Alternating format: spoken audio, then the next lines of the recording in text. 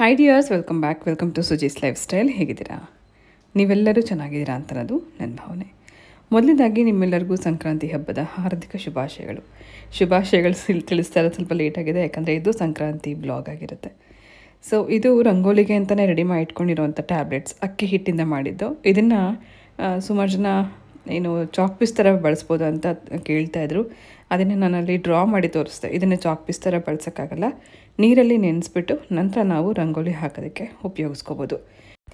ಸಂಕ್ರಾಂತಿ ಆಗಿರೋದ್ರಿಂದ ಇವತ್ತು ಟ್ರೆಡಿಷ್ನಲ್ ಮೆಥಡಲ್ಲಿ ರಂಗೋಲಿ ಹಾಕೋಣ ಅಂತ ಅನ್ನಿಸ್ತು. ಹಾಗಾಗಿ ಅಕ್ಕಿ ಹಿಟ್ಟಿಂದ ರಂಗೋಲಿ ಹಾಕ್ತಾಯಿದ್ದೀನಿ. ಸ್ವಲ್ಪ ನೀರಲ್ಲಿ ಇದನ್ನು ಕಲಿಸ್ಕೊಂಡ ನಂತರ ಇಯರ್ಬಡ್ನ ಉಪಯೋಗಿಸ್ಕೊಂಡು ನಾವು ರಂಗೋಲಿ ಹಾಕ್ಬೋದು. ಲೈನ್ ಕರೆಕ್ಟಾಗಿ ಬರುತ್ತೆ, ಸಣ್ಣದಾಗಿ ಬರುತ್ತೆ. ಅಥವಾ ನಾವು ದೊಡ್ಡದಾಗಿ ಹಾಕಬೇಕು, ಸ್ವಲ್ಪ ದೊಡ್ಡದಾಗಿ ಲೈನ್ ಬರಬೇಕು ಅಂದರೆ ಒಂದು ಸಣ್ಣ ಕಾಟನ್ ಬಟ್ಟೆನ ಈ ಥರ ನೆನೆಸ್ಬಿಟ್ಟು ನಾವು ಹಿಂಡ್ತಾ ಇದರಿಂದ ರಂಗೋಲಿ ಹಾಕ್ಕೋಬೋದು. ಸೊ ಮುಂಚೆ ಎಲ್ಲ ನಾವು ರಂಗೋಲಿ ಹಾಕಿದ್ರೆ ಒಂದೊಂದು ವಾರದವರೆಗೂ ಹೀಗೆ ಇರ್ತಿತ್ತು. ಆ ಥರದ ಒಂದು ರಂಗೋಲಿ ಇದು. ಸಗಣಿ ನೆಲದ ಮೇಲೆ ಹಾಕ್ಬಿಟ್ರಂತೂ ಹೋಗ್ತಾನೆ ಇರ್ತಿರ್ಲಿಲ್ಲ. ಅದು ಸಿಮೆಂಟ್ ನೆಲದ ಮೇಲೆ ಅಟ್ಲೀಸ್ಟ್ 1-2 ದಿನ ಅಂತೂ ಇರ್ತಿತ್ತು. ಗ್ರನೈಟ್ ಮೇಲೆ ಕೂಡ 1 ದಿನ ಅಥವಾ 2 ದಿನ ಇದ್ದೇ ಇರುತ್ತೆ. ಇಲ್ಲಿ ಸ್ನೂಫಿ ಯೂಶ್ವಲಿ ಬಂದು ಮಲ್ಕೋತಾಳೆ. ಅವಳಿಗೆ ಯಾವಾಗ ರಂಗೋಲಿ ಹಾಕಿದ್ರು ಅದನ್ನು ಅಳಿಸ್ಬಿಡ್ತಾಳೆ ಅನ್ನೋಕ್ಕೋಸ್ಕರ ಇವತ್ತು ಈ ಮೆಥಡ್ನ ಉಪಯೋಗಿಸ್ಕೊಂಡೆ. ಅಟ್ಲೀಸ್ಟ್ ಸ್ವಲ್ಪ ಹೊತ್ತಾದರೂ ಹಬ್ಬ ದಿನ ಬಾಗಿಲಲ್ಲಿ ರಂಗೋಲಿ ಇರಲಿ ಅಂತ ಅನ್ನೋದಕ್ಕೋಸ್ಕರ. ಬೆಳಗಿನ ಸ್ನಾನ, ಪೂಜೆ ಇದೆಲ್ಲ ಆದ ನಂತರ ಮತ್ತೆ ಬಂದು ಕಾಫಿ ಕುಡಿದ ನಂತರ ಇವತ್ತಿನ ಅಡುಗೆಗೆ ರೆಡಿ ಮಾಡ್ಕೋತಾ ಇದ್ದೀನಿ. ಹಬ್ಬ ದಿನ ಕೂಡ ಹೊರಗಡೆ ದೊಡ್ಡದಾಗಿ ರಂಗೋಲಿ ಹಾಕಬೇಕು, ಕಲರ್ ಹಾಕಬೇಕು ಅಂತ ನನಗೂ ತುಂಬ ಇಷ್ಟ. ಆದರೆ ಅಲ್ಲೂ ಕೂಡ ಜಾಗ ತುಂಬ ಚಿಕ್ಕದಿದೆ. ಒಂದು ಸೈಡಲ್ಲಿ ಕಾರ್ ನಿಲ್ಲಿಸಿದ್ದೀವಿ, ಇನ್ನೊಂದು ಸೈಡಲ್ಲಿ 2 ವೀಲರ್ ಇದೆ, ಪಾಟ್ ಇದೆ. ಮಧ್ಯದಲ್ಲಿ ಅದೆಷ್ಟೇ ಗ್ಯಾಪ್ ಇತ್ತೋ ಅಷ್ಟರಲ್ಲಿ ಮಾತ್ರ ರಂಗೋಲಿ ಹಾಕಿ ಬಂದಿದ್ದೀನಿ. ಇದು ಬೆಳಗ್ಗೆ ನಾನು ಬಾಗಿಲಿಗೆ ನೀರು ಹಾಕಿ ರಂಗೋಲಿ ಹಾಕಿದಾಗ ಮೇಲಿಂದ ಶೂಟ್ ಮಾಡಿದ್ದನ್ನು ಇವತ್ತು ನಿಮ್ಮ ಜೊತೆಗೆ ಶೇರ್ ಮಾಡ್ಕೊಂಡಿದ್ದೀನಿ. ಹಾಗೆ ಇವತ್ತು ಅಡುಗೆ ಕೂಡ ತುಂಬ ಸಿಂಪಲ್ ಆಗಿದೆ. ಜಾಸ್ತಿ ಏನು ಸೈಡ್ ಡಿಶ್ ಆಗಲಿ ಸ್ವೀಟ್ ಆಗಲಿ ಮಾಡ್ತಾಯಿಲ್ಲ. ತುಂಬ ಸಿಂಪಲ್, ಯೂಶ್ವಲಿ ಮಾಡೋ ಹಾಗೆಯೇ ಎಲ್ಲರ ಮನೆಯಲ್ಲೂ ಹೇಗೆ ಮಾಡ್ತೀವೋ ಅದೇ ರೀತಿಯೇ. ಹೊಸ ಫಸಲು ಏನು ಬಂದಿರುತ್ತಲ್ಲ, ಅಂದರೆ ಹೊಸ ಬೇಳೆ, ಅದನ್ನು ಉಪಯೋಗಿಸ್ಕೊಂಡು ಮಾಡೋದೇ ಸಂಕ್ರಾಂತಿ ವಿಶೇಷ ಹಬ್ಬದ ಅಡುಗೆ. ಸೊ ಹಬ್ಬದ ಅಡುಗೆ ಮಾಡೋಕ್ಕೂ ಮುಂಚೆ ಫಸ್ಟು ಸ್ಟವ್ನೆಲ್ಲ ಕ್ಲೀನ್ ಮಾಡಿ ಅಗ್ನಿದೇವರಿಗೆ ಪೂಜೆ ಮಾಡಿದ ನಂತರ ಅಡುಗೆ ಸ್ಟಾರ್ಟ್ ಮಾಡ್ತೀನಿ. ತಿಂಡಿ ಅಡುಗೆ ಎರಡೂ ಕೂಡ ಅಟ್ ಎ ಟೈಮಲ್ಲಿ ಸ್ಟಾರ್ಟ್ ಮಾಡ್ತಿರೋದ್ರಿಂದ ಫಸ್ಟು ಪೂಜೆಗೆ ಏನೇನು ಬೇಕೋ ಅದನ್ನೆಲ್ಲ ರೆಡಿ ಮಾಡ್ಕೊಂಡ ನಂತರ ಒಂದು ಕಡೆ ಎಳ್ಳು, ಬೆಲ್ಲ, ಕಬ್ಬು ಇದನ್ನೆಲ್ಲ ರೆಡಿ ಮಾಡಿದ್ದೀನಿ. ತುಂಬ ಕಡಿಮೆ ಕ್ವಾಂಟಿಟಿನಲ್ಲಿ ಎಳ್ಳು ಬೆಲ್ಲ ಪ್ರಿಪೇರ್ ಮಾಡಿ ಇಟ್ಕೊಂಡೆ. ಪ್ರಿಯ ಇದ್ದಾಗ ಎಳ್ಳು ಬೀರಕ್ಕೆಲ್ಲ ಹೋಗ್ಬೇಕಾದ್ರೆ ತುಂಬ ಜಾಸ್ತಿ ಕ್ವಾಂಟಿಟಿನಲ್ಲಿ ಮಾಡ್ತಿದ್ವಿ. ಆದರೆ ಇವಾಗ ಮನೆಗೆ ಎಷ್ಟು ಬೇಕೋ ಅಷ್ಟು ಮಾತ್ರ ಮಾಡಿದ್ದೀನಿ. ಆನಂತರ ಇನ್ನೊಂದು ಕಡೆ ಅಡುಗೆ ತಿಂಡಿಗೂ ಕೂಡ ರೆಡಿ ಮಾಡಿ ಇಟ್ಕೊಂಡಿದ್ದೀನಿ. ಇವತ್ತಿನ ವಿಶೇಷ ಅಂದರೆ ಎಲ್ಲರ ಮನೆಯಲ್ಲೂ ಪೊಂಗಲ್, ಅವರೆಕಾಳು ಸಾರು, ಗೆಣಸು, ಕಡಲೆಕಾಯಿ, ಅವರೆಕಾಯಿ ಇದೇ ಇರುತ್ತಲ್ಲ, ಅದೇ ಥರನೇ ಸೇಮ್ ನಮ್ಮ ಮನೆಯಲ್ಲೂ. ಅದರ ಸೈಡ್ ಡಿಶ್ ಎಲ್ಲ ಏನೂ ನಾನು ಮಾಡಿಲ್ಲ ಈ ಸರ್ತಿ. ತುಂಬ ಸಿಂಪಲ್ ಅಡುಗೆ. ಸೊ ಖಾರ ಪೊಂಗಲ್ಗೋಸ್ಕರ ಫಸ್ಟೇ ಅಕ್ಕಿ ಬೇಳೆ ಬೇಯಿಸಿ ಇಟ್ಕೊಂಡಿದ್ದೆ. ಅದಕ್ಕೆ ಇಲ್ಲಿ ಒಗ್ಗರಣೆಗೋಸ್ಕರ ಎಣ್ಣೆ ಮತ್ತು ಸಾಸಿವೆ, ಜೀರಿಗೆ, ಇಂಗು, ಅರಿಶಿನ, ಹಸಿರು ಮೆಣಸಿನ್ಕಾಯಿ, ಕರಿಬೇವು, ಸ್ವಲ್ಪ ಕಡಲೆ ಬೀಜ ಹಾಕ್ತಾಯಿದ್ದೀನಿ. ಹಾಗೆ ಗ್ರೇಟ್ ಮಾಡಿರೋಂಥ ಶುಂಠಿ. ಕಡಲೆ ಬೀಜದ ಬದಲಾಗಿ ಗೋಡಂಬಿ ಹಾಕ್ಬೋದು. ಹಸಿದ ಗೋಡಂಬಿ ತಿನ್ನಲ್ಲ, ಅದನ್ನೆಲ್ಲ ತೆಗೆದು ಹೊರಗಡೆ ಹಾಕ್ಬಿಡ್ತಾನೆ. ಹಾಗಾಗಿ ಕಡಲೆ ಬೀಜ ಇಲ್ಲಿ ಫ್ರೈ ಮಾಡ್ತಿದ್ದೀನಿ. ಇದೆಲ್ಲ ಒಗ್ಗರಣೆ ಮಾಡ್ಕೊಂಡ ನಂತರ ಫಸ್ಟ್ ನಾವು ಬೇಯಿಸಿಟ್ಕೊಂಡಿರೋಂಥ ಅಕ್ಕಿ ಬೇಳೆ ಮಿಕ್ಸ್ ಮಾಡ್ಕೋಬೋದು. ಯೂಶ್ವಲಿ ನಾನು ಹಬ್ಬ ಟೈಮಲ್ಲಿ ಮಾಡ್ತಿದ್ದು ಹೇಗೆ ಅಂದರೆ ಅಕ್ಕಿ ಮತ್ತು ಹೆಸರುಬೇಳೆ ಒಟ್ಟಿಗೆ ಬೇಯಿಸ್ಕೊಂಡು ಅದರಲ್ಲಿ ಖಾರಕ್ಕೆ ಅರ್ಧ ಮತ್ತು ಸ್ವೀಟ್ ಪೊಂಗಲ್ಗೆ ಅರ್ಧ ಅಂತ ಡಿವೈಡ್ ಮಾಡ್ಕೊಂಡು ಮಾಡ್ತಾಯಿದ್ದೆ.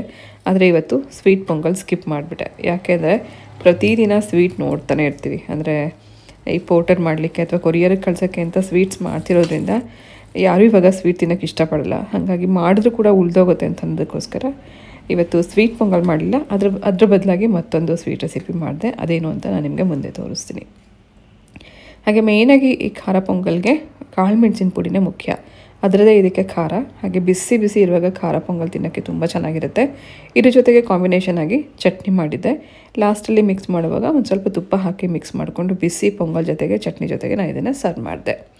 ಮೀನ್ವೈಲ್ ಒಂದು ಕಡೆಗೆ ಕಡಲೆಕಾಯಿ, ಅವರೆಕಾಯಿ ಬೇಯಿಸೋದಕ್ಕೆ ಇಟ್ಟಿದ್ದೀನಿ. ಹಾಗೆ ಇನ್ನೊಂದು ಕಡೆ ಗೆಣಸು ಬೇಯಿಸೋದಕ್ಕೆ ಇಟ್ಟಿದ್ದೀನಿ. ಹಳ್ಳಿಗಳ ಕಡೆ ಎಲ್ಲ ಹಾಗೆ ಕಡಲೆಕಾಯಿ ಬೇಯಿಸುವಾಗ ಅದ್ರ ಜೊತೆಗೆ ಒಂದು ಸ್ವಲ್ಪ ಸೊಗಡು ಅವರೆಕಾಯಿ ಹಾಕಿ ಬೇಯಿಸ್ತಾರೆ. ಆ ಸೊಗಡಿನ ಘಮ ಮನೆಯಲ್ಲೆಲ್ಲ ಹರಡುತ್ತೆ. ಹಾಗೆ ಇವತ್ತು ಏನೇನೆಲ್ಲ ಬೆಳೆದಿರ್ತಾರೋ ಅದೆಲ್ಲ ತರಕಾರಿ ಉಪಯೋಗಿಸ್ಕೊಂಡು ಅಡುಗೆ ಮಾಡ್ತಾರೆ. ಅದೇ ಸಂಕ್ರಾಂತಿ ವಿಶೇಷದ ಅಡುಗೆ. ಸಾಯಂಕಾಲ ಪಾಪು ಬರ್ತಾಳೆ. ಅವಳಿಗೆ ತುಂಬ ಇಷ್ಟ ಅಂದರೆ ಜಾಮೂನ್. ಸೊ MTR ಜಾಮೂನ್ ಮಾಡ್ತಾಯಿದ್ದೀನಿ ಇವತ್ತು. ಪಾಕ ರೆಡಿ ಮಾಡ್ಕೊಳಕ್ಕೆ ಇಡ್ತಾಯಿದ್ದೀನಿ. ಸಕ್ಕರೆ, ಶುಗರ್ ಸಿರಪ್ಗೆ, ಪಾಕ ಅಲ್ಲ ಸಿರಪ್ಗೆ 1 ಕಪ್ಪಷ್ಟು ಸಕ್ಕರೆ, 2 ಕಪ್ಪಷ್ಟು, 2ರಿಂದ 2.5 ಕಪ್ಪಷ್ಟು ನೀರು. ಇಲ್ಲಿ ಸಾಂಬಾರು ಕೂಡ ರೆಡಿಯಾಗಿದೆ. ಹಿದ್ಕಿದ ಬೇಳೆ ಸಾರು,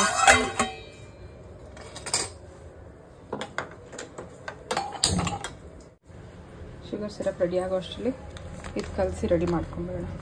ಶುಗರ್ ಸಿರಪ್ ಮಾಡ್ಕೊಳ್ಳುವಾಗಲೇ ಏಲಕ್ಕಿ ಪುಡಿ ಹಾಕ್ತಾಯಿದ್ದೀನಿ. ಇದು ಏಲಕ್ಕಿ ಮತ್ತು ಸಕ್ಕರೆ ಪುಡಿ ಮಾಡಿ ಇಟ್ಕೊಂಡಿರೋಂಥ ಏಲಕ್ಕಿ ಪುಡಿ, ಆಮೇಲೆ ಸ್ವಲ್ಪ ಕೇಸರಿ ದಳ.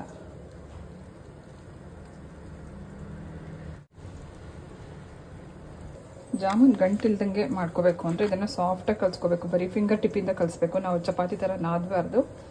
ಹಾಲು ಹಾಕಿ ಕಲಿಸ್ಕೋಬೋದು, ಅಂದರೆ ಕಾಯಿಸಿ ಆರಿಸಿಟ್ಟಿರೋಂಥ ಹಾಲು ಹಾಕಿ ಕಲಿಸ್ಬೋದು ಅಥವಾ ನೀರಿಂದ ಕಲಿಸ್ಬೋದು. ಇದು ಮೃದುವಾಗಿರೋವಂಥ ಹಿಟ್ಟು ಕಲಸಿ ರೆಡಿ ಮಾಡ್ಕೊಳ್ಳೋಣ. ಇದೇ ಟೈಮಲ್ಲಿ ಕರೆಕ್ಟಾಗಿ ಒಂದು ಪೋಟರ್ ಆರ್ಡರ್ ಬಂದಿತ್ತು. ಹಬ್ಬದ ದಿನವೇ ಅವ್ರಿಗೆ ಬೇಕು ಅಂತ ಕೇಳಿದ್ರು. ಹಾಗಾಗಿ ಒಂದು ಸ್ವಲ್ಪ ಲೇಟ್ ಕೂಡ ಆಯಿತು ಅವ್ರಿಗೆ ಕಳಿಸೋದು. ಎಳ್ಳುಂಡೆ ಮತ್ತು ಡ್ರೈ ಫ್ರೂಟ್ಸ್ ಲಡ್ಡು ಈ ಥರದ್ದೆಲ್ಲ ಆರ್ಡರ್ ಇತ್ತು. ಅದನ್ನು ಕಳಿಸೋ ಅಷ್ಟರಲ್ಲಿ ಇದನ್ನು ಸೈಡಲ್ಲಿ ಇಟ್ಟಿದ್ದೆ, ಅಂದರೆ ಜಾಮೂನ್ ರೆಡಿ ಮಾಡಿಟ್ಟಿದ್ದನ್ನು ಸೈಡಲ್ಲಿ ಇಟ್ಟಿದ್ದೆ. ಸ್ವಲ್ಪ ಕ್ರ್ಯಾಕ್ ಬಂದುಬಿಟ್ಟಿದೆ. ಈ ಉಂಡೆ ಮಾಡ್ಕೊಂಡ ತಕ್ಷಣ ನಾವು ಎಣ್ಣೆಯಲ್ಲಿ ಕರಿಬೇಕಾಗಿತ್ತು. ಸ್ವಲ್ಪ ಹೊತ್ತು ಬಿಟ್ಟಿದ್ರಿಂದ ಕ್ರ್ಯಾಕ್ ಆಗಿದೆ. ಸೊ ಎಳ್ಳುಂಡೆ ಮತ್ತು ಇನ್ನು ಡ್ರೈ ಫ್ರೂಟ್ಸ್ ಲಡ್ಡು ಎರಡೂ ಮಾಡಿ ಪೋರ್ಟರ್ ಸರ್ವಿಸ್ ಕಳಿಸಿದ ನಂತರ ನಾನು ಮತ್ತೆ ಬಂದು ಜಾಮೂನ್ ಕೆಲಸ ಸ್ಟಾರ್ಟ್ ಮಾಡಿದ್ದೀನಿ. ಶುಗರ್ ಸಿರಪ್ನ ಫಸ್ಟು ಮಾಡಿ ಇಟ್ಕೊಂಡಿದ್ದನ್ನು ಒಂದು ಅಗಲವಾಗಿರೋಂಥ ಪಾತ್ರೆಗೆ ಹಾಕಿ ಇಟ್ಕೊಂಡು ನಂತರ ಎಣ್ಣೆಯಲ್ಲಿ ಇದನ್ನೆಲ್ಲ ಡೀಪ್ ಫ್ರೈ ಮಾಡ್ಕೊತಾ ಇದ್ದೀನಿ. ಕ್ರ್ಯಾಕ್ ಆಗಿರೋದ್ರಿಂದ ಸ್ವಲ್ಪ ಶೇಪೆಲ್ಲ ಹಾಳಾಯಿತು. ಎನಿವೇಸ್ ನಾವೇ ತಾನೇ ಮನೆಯವರೇ ಥರ ತಿನ್ನೋದು ಅಂತಂದಕ್ಕೋಸ್ಕರ ಹಾಗೇ ಎಣ್ಣೆಯಲ್ಲಿ ಕರಿತಾ ಇದ್ದೀನಿ.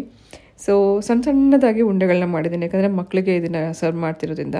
ಪಾಪುಗೆ ಅಂದರೆ ನನ್ನ ತಮ್ಮನ ಮಗಳಿಗೆ ಜಾಮೂನ್ ತುಂಬ ಇಷ್ಟ. ಅವಳಿಗೋಸ್ಕರನೇ ಈ ರೆಸಿಪಿ ಇವತ್ತು ಮಾಡಿದೆ. ಪೊಂಗಲ್ ಮಾಡಿರಲಿಲ್ಲ, ಅಟ್ಲೀಸ್ಟ್ ಸ್ವೀಟ್ ಏನಾದ್ರು ಮಾಡಬೇಕು ಅಂತ ಅನಿಸ್ದಾಗ ಇದನ್ನು ಮಾಡಿದ್ದು. ಇದು ಎಲ್ರಿಗೂ ಇಷ್ಟ. ಹರ್ಷಿತ್ಗೂ ತುಂಬ ಇಷ್ಟ, ಹಾಗೆ ತಮ್ಮನ ಮಕ್ಳಿಗೂ ತುಂಬ ಇಷ್ಟ. ಸೊ ಸಕ್ಕರೆ ಪಾಕ ಸಕ್ಕರೆ ಶುಗರ್ ಸಿರಪ್ನ ಯಾವಾಗಲೂ ಜಾಮೂನ್ ಮಾಡುವಾಗ ಅಗಲವಾಗಿರುವಂಥ ಪಾತ್ರೆನಲ್ಲಿ ಹಾಕ್ಕೋಬೇಕು. ಯಾಕಂದರೆ ಜಾಮೂನ್ ಸಕ್ಕರೆ ಸಿರಪ್ಪಲ್ಲಿ ಹಾಕಿದ ಕೂಡಲೇ ಡಬಲ್ ಆಗುತ್ತೆ. ಅದು ಸೈಜ್ ಸ್ವಲ್ಪ ದೊಡ್ಡದಾಗಿರೋದ್ರಿಂದ ಸ್ವಲ್ಪ ದೊಡ್ಡ ಪಾತ್ರೆಯಲ್ಲಿ ಹಾಕ್ಕೊಂಡಷ್ಟು ಸಿರಪ್ ಹೀರ್ಕೊಳ್ಳೋದಕ್ಕೂ ಈಸಿ ಆಗುತ್ತೆ. ನೋಡಿ, ಪೋರ್ಟರ್ ಸರ್ವಿಸ್ ನಮ್ಗೆ ಕಳಿಸಿದ್ವಿ. ಹೋಗಿ ರೀಚ್ ಆಗಿದ ತಕ್ಷಣ ಅವರು ಟೇಸ್ಟ್ ಚೆಕ್ ಮಾಡಿಬಿಟ್ಟು ತುಂಬ ಚೆನ್ನಾಗಿದೆ ಅಂತ ಹೇಳಿ ಈ ಮೆಸೇಜ್ ಕಳಿಸಿದ್ರು. ಖುಷಿಯಾಯಿತು. ಇವತ್ತೇ ಹಬ್ಬದ ದಿನವೇ ನಾನು ಇದನ್ನು ಕಳಿಸಿದ್ದೆ. ಅವರು ಟೇಸ್ಟ್ ಮಾಡಿದ ನಂತರನೇ ಮೆಸೇಜ್ ಬಂದಿದ್ದು ನೋಡಿ. ಎನಿವೇಸ್ ನಾವು ಕೆಲಸ ಮಾಡೋ ಮಧ್ಯದಲ್ಲಿ ಕೂಡ ಈ ಥರದೊಂದು ಆರ್ಡರ್ ನಾವು ಕಳಿಸ್ಕೊಟ್ಟಾಗ ಆ ಕಡೆಯಿಂದ ಬರುವಂಥ ರೆಸ್ಪಾನ್ಸು ಅದೆಷ್ಟು ಖುಷಿ ಕೊಡುತ್ತೆ ಅಂದರೆ ನಾವು ಮಾಡಿದ್ದೇನೂ ಅಲ್ಲ ಅಂತ ಅನಿಸ್ಬಿಡುತ್ತೆ. ಸೊ ತುಂಬ ಬ್ಯುಸಿ ಇದೆ ಇವತ್ತು, ಕೆಲಸ ಮಾಡ್ತಿದ್ದೆ. ಅದ್ರ ಮಧ್ಯದಲ್ಲಿ ಇದು ಮಾಡಿ ಕಳಿಸಿದಾಗ ರೆಸ್ಪಾನ್ಸ್ ನೋಡಿದ ಕೂಡಲೇ ಖುಷಿ ಆಯಿತು. ಜಾಮೂನ್ ಮಾಡ್ತಾಯಿದ್ದೆ, ಅದೊಂದು ಸೈಡಲ್ಲಿ ಇತ್ತು ಸ್ವಲ್ಪ ಹೊತ್ತಿಗೆ. ಕಾರಣ ಏನಂದರೆ ಒಂದು ಆರ್ಡರ್ ಇತ್ತು, ಒಂದು ಡ್ರೈ ಫ್ರೂಟ್ಸ್ ಲಡ್ಡುದೊಂದು ಆರ್ಡರ್ ಇತ್ತು, ಗಜಾ ಮತ್ತು ತಿಲ್ ಲಡ್ಡುದೊಂದು ಆರ್ಡರ್ ಇತ್ತು. ಇದೆಲ್ಲ ರಿಜೆಕ್ಟೆಡ್ ಪೀಸ್, ಸ್ವಲ್ಪ ಇದೆಲ್ಲ ಹಾಳಾಗಿರುತ್ತೆ. ಅದೆಲ್ಲ ತೆಗೆದ್ಬಿಟ್ಟು ಅವ್ರಿಗೆ ಚೆನ್ನಾಗಿರೋದನ್ನು ಕಳಿಸಿದ ಮೇಲೆ ಬಂದಿರೋಂಥ ರಿಸಲ್ಟ್ ಇದು. ಇವಾಗ ತಾನೇ ಕಳಿಸಿದ್ದಾರೆ, ತುಂಬ ಚೆನ್ನಾಗಿದೆ ಅಂತ ಖುಷಿ ಆಯಿತು.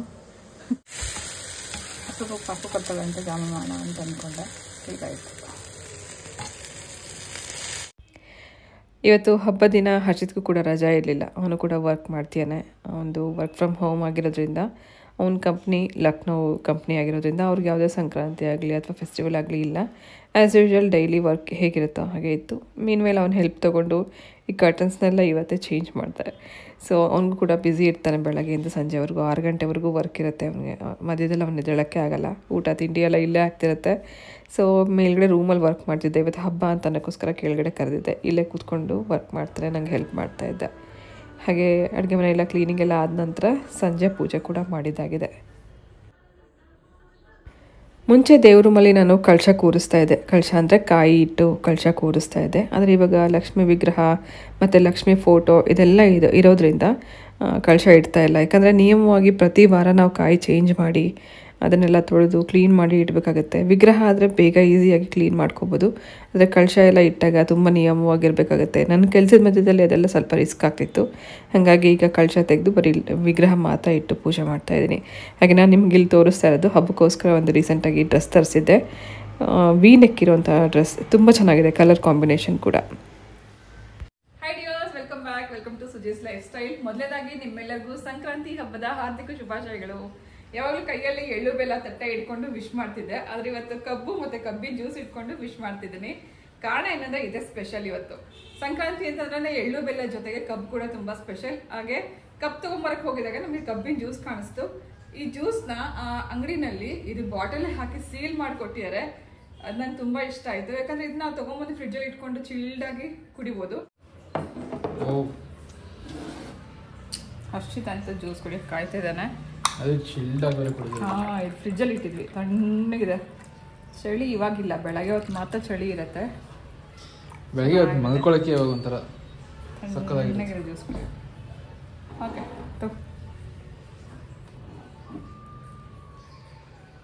ಸಂಕ್ರಾಂತಿ ಸ್ಪೆಷಲ್.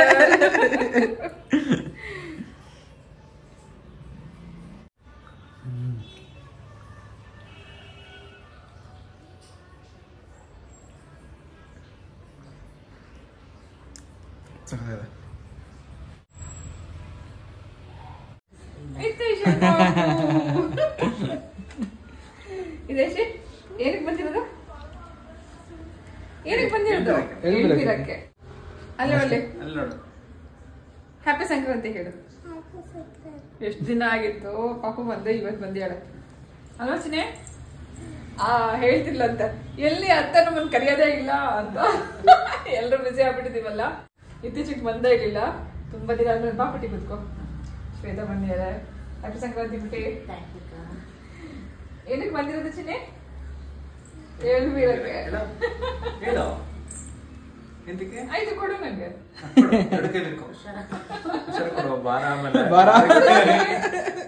ಕೊಡು ಚಿನ್ನಿ ನಂಗೆ. ಇಟ್ಕೊಂಡು ಕೊಡಮ್ಮ, ಅತ್ತಿ ಕೊಡ್ಬೇಕು. ಎರಡು ಕೈ ಇಟ್ಕೊ.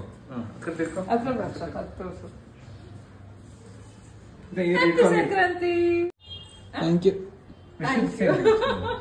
ಹ್ಯಾಪಿ ಸಂಕ್ರಾಂತಿ ಮಾಡಿ. ಹ್ಯಾಪಿ ಸಂಕ್ರಾಂತಿ. ಎಲ್ಲ ಬೆಚ್ಚಗೆ ಹಾಕೊಂಡ್ಬಿಡಿ.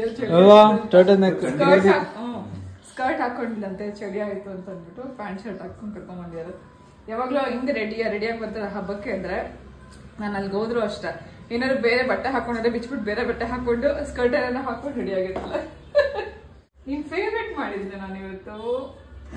ನಿನ್ ಫೇವ್ರೇಟ್ ಏನಿರ್ಬೋದು? ನಿನ್ ಫೇವ್ರೇಟ್ ಹೇಳಿ. ಏನ್ ಹೇಳಿ ನಿನ್ ಫೇವ್ರೇಟ್? ಯಾವ್ದು ಗುಡ್ಮರಿ? Very good. ಪಾಪು ಬಂದಿದ್ದ ಖುಷಿನಲ್ಲಿ ನಾನು ಬ್ಯಾಕ್ಗ್ರೌಂಡ್ ಮ್ಯೂಸಿಕ್ನ ಮ್ಯೂಟ್ ಮಾಡದೆ ಮರ್ತೋಯ್ತು. ಅಂದರೆ ಸಾಯಂಕಾಲ ಪೂಜೆ ಮಾಡುವಾಗ ದೇವ್ರ ರೂಮಲ್ಲಿ ದೇವ್ರ ಸಾಂಗ್ಸ್ ಹಾಕಿದ್ದೆ.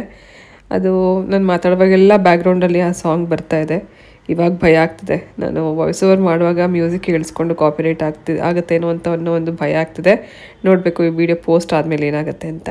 ಹಾಗೆ ಸಾಯಂಕಾಲ ಮಕ್ಕಳೆಲ್ಲ ಬಂದಿದ್ದರಿಂದ ರಾತ್ರಿ ಊಟ ಮಾಡ್ಕೊಂಡು ಹೋಗಲಿ ಅಂತ ಹಿತ್ಕವರೆಕಾಳು ಸಾರಿಗೆ ಮಧ್ಯಾಹ್ನ ರೈಸ್ ಮಾಡಿದ್ದೆ. ಈಗ ಪೂರಿ ಮಾಡ್ತಾಯಿದ್ದೀನಿ. ಪೂರಿ ಮತ್ತು ಕೆಲವು ಸ್ನ್ಯಾಕ್ಸ್ ಕೂಡ ಮಾಡಿದೆ. ಮತ್ತೊಂದು ದೊಡ್ಡದೊಂದು ಆರ್ಡ್ರ್ ಬಂದಿದೆ, ಅದು ಸೀಮಂತ ಫಂಕ್ಷನ್ಗೆ ಒಂದಷ್ಟು ಸ್ನ್ಯಾಕ್ಸ್ ಕೇಳಿದ್ದಾರೆ. ಫಸ್ಟೇ ನಾನು ಸ್ವಲ್ಪ ಟ್ರಯಲ್ ಮಾಡ್ತಾಯಿದ್ದೀನಿ. ಅಂದರೆ ಕಾಯಿ ಹೋಳಿಗೆ, ರವೆ ಉಂಡೆ, ಕರ್ಜಿಕಾಯಿ ಇದೆಲ್ಲ ಕೇಳಿದರು. ಸ್ವಲ್ಪ ಟ್ರಯಲೆಲ್ಲ ಮಾಡಿ ನಾನು ಟೇಸ್ಟ್ ಚೆಕ್ ಮಾಡಿದ್ಮೇಲೆ ನಂತರ ಮಾಡ್ಕೊಳ್ಳೋಣ ಅಂತ ಹೇಳಿ ಸ್ವಲ್ಪ ಇವತ್ತು ಚಿಕ್ಕದಾಗಿ ಸ್ವಲ್ಪ ಸ್ನ್ಯಾಕ್ಸ್ ಕೂಡ ರೆಡಿ ಮಾಡಿದ್ದೆ. ಅದನ್ನೇ ಇವತ್ತು ಊಟದ ಜೊತೆಗೆ ಸರ್ವ್ ಮಾಡ್ತಾಯಿದ್ದೀನಿ. ಆಮೇಲೆ ಯಾವ ಸ್ಕೂಲ್ ಸೇರ್ಕೋತೀಯಾ? ಈ ಸ್ಕೂಲ್ ಆಗೋದ್ಮೇಲೆ ಅಣ್ಣನ ಸ್ಕೂಲು ಇಷ್ಟೇನ ನಿಂಗೆ? ಆ ಸ್ಕೂಲು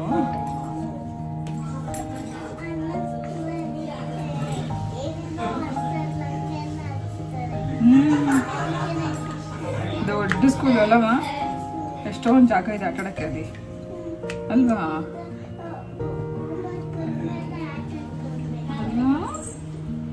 ಪೂರಿ ಇಷ್ಟನಾ ನಿಂಗೆ? ಯಾಕೆ? ಏನ್ ತಿಂದೆ? ಈ ಪೂರಿ ತಿನ್ನು, ಒಂದೇ ಒಂದು ಪೂರಿ, ಅದ್ರ ಜೊತೆಗೆ ಜಾಮೂನ್ ಕೊಡ್ತೀನಿ. ಯಾಕೆ ಬಂಗಾರಿ? ಇಟ್ಕೊಂಬಿಡ್ಲಾ? ನಾನು ಇಟ್ಕೊಂಬರ್ತೀಯ? ಇಟ್ಕೊಂಬಿಡ್ಲಾ? ಬಾ. ಗುಡ್ಡ ಕಾಯಿ ಅರ್ಧ ಹಾಕ್ಲ. ಇವತ್ತು ಆರ್ಡ್ರ್ ಬಂತು, ಅದು ನೋಡ್ತಾ ಇದ್ದೆ. ಇದು ಪಕೋಡ ಆಗೋಯ್ತು. ಜಾಮೂನು